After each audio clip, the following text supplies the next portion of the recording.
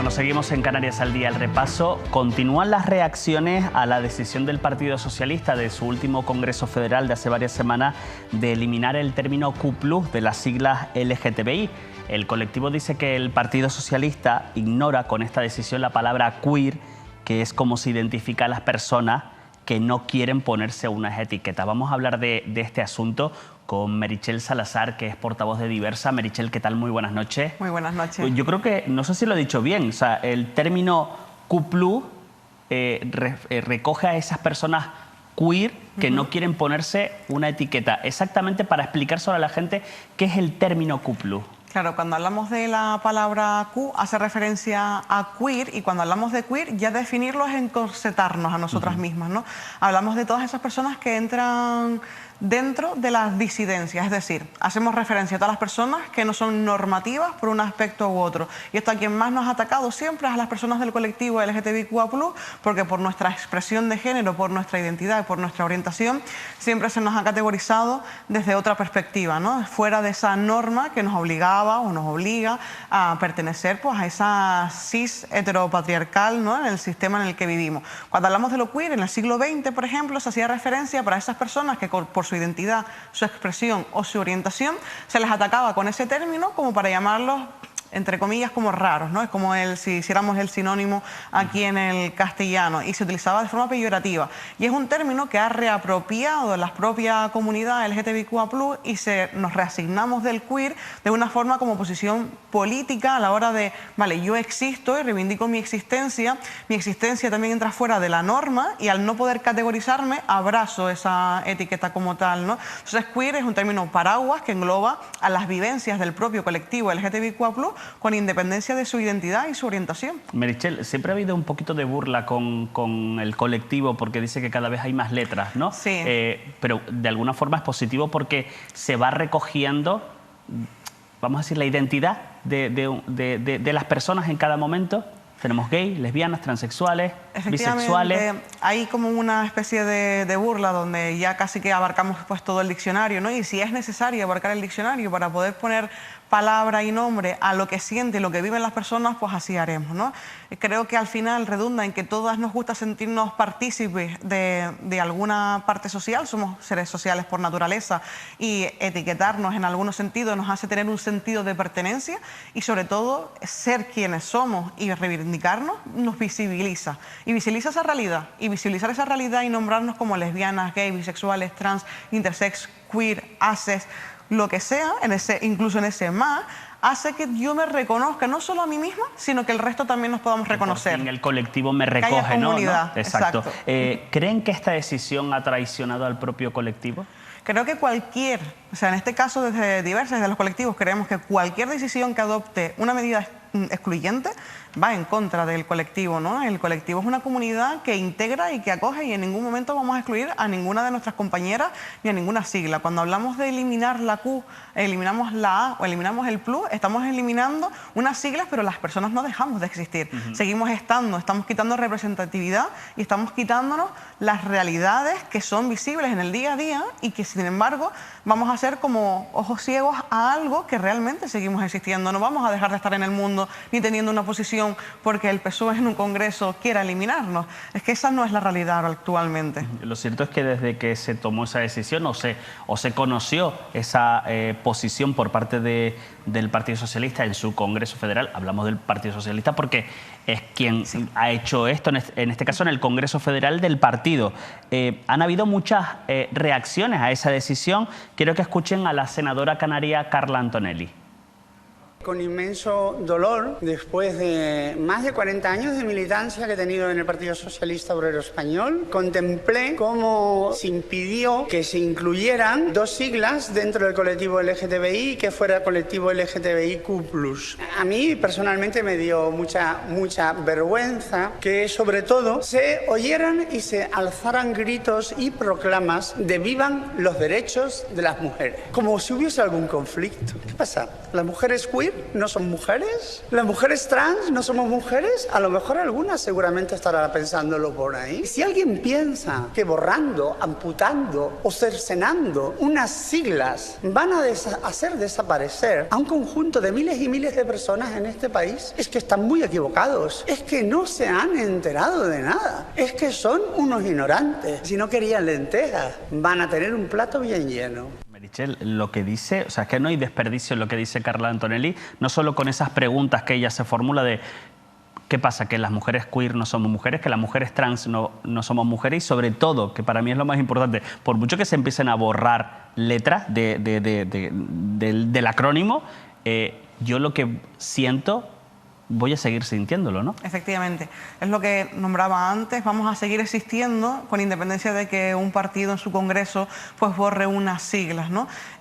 Lo que hace es dar pasos atrás de visibilizar y sobre todo de que las personas que se denominan y abrazan la etiqueta de queer o de ACES dentro del espectro aro-ACE o del plus dentro del QA+, pues lo que van a hacer es ver cómo se está negando su realidad cuando la están viviendo y la están sintiendo y no podemos obviar eso ni mirar al otro lado, ¿no? Carla hacía una intervención magnífica que secundamos desde el inicio hasta el final con ellos, sobre todo cuando hace pues ese llamamiento a lo vergonzoso que es escuchar cómo además se hace un ataque de que esto que han hecho refleja o abraza más derechos hacia las mujeres.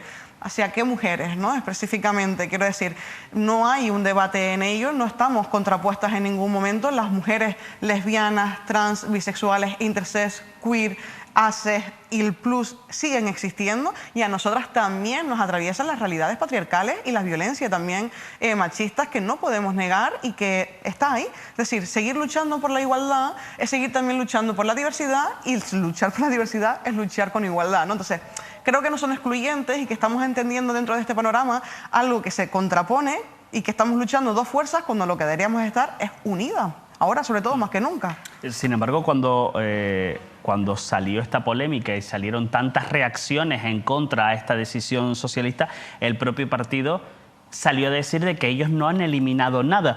Quiero que escuches a la actual presidenta del Consejo de Estado, ex vicepresidenta del Gobierno de España, Carmen Calvo.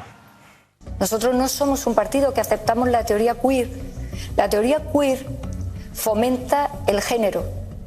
El feminismo lleva siglos luchando contra el género. Queremos ser mujeres, no queremos estar encarceladas en la feminidad, ni que los hombres lo estén en la masculinidad.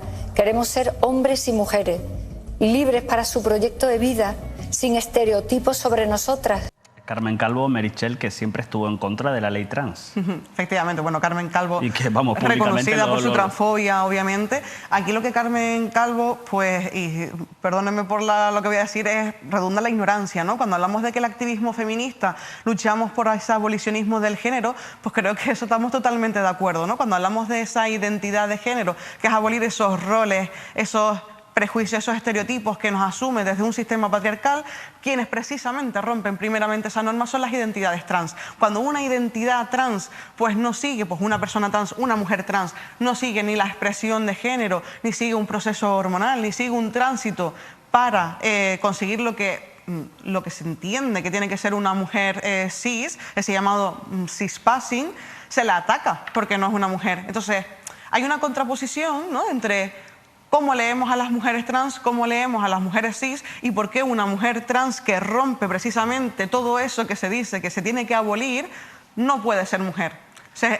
¿qué vamos a abolir realmente, no? Nosotras, las identidades trans, son las primeras en abolir el género, son las primeras en lanzarse a la aventura dentro de la visibilización de decir, vale, mi expresión de género, mi orientación sexual, mi identidad o mi expresión sobre todo no tiene que definir cuál es mi identidad, mi categoría, y aún así se les sigue atacando. Mientras que si quienes entran en la norma, quienes sí reproducen esos estereotipos, esos roles, por una carga social y por pura supervivencia también, sí se les avala y sí se les valida como mujer o como hombres, ¿no? Cuando son leídos o cuando son leídas socialmente así. Es que en una democracia se debe abolir, por ejemplo, la esclavitud, pero no se puede abolir ni a la mujer ni el querer.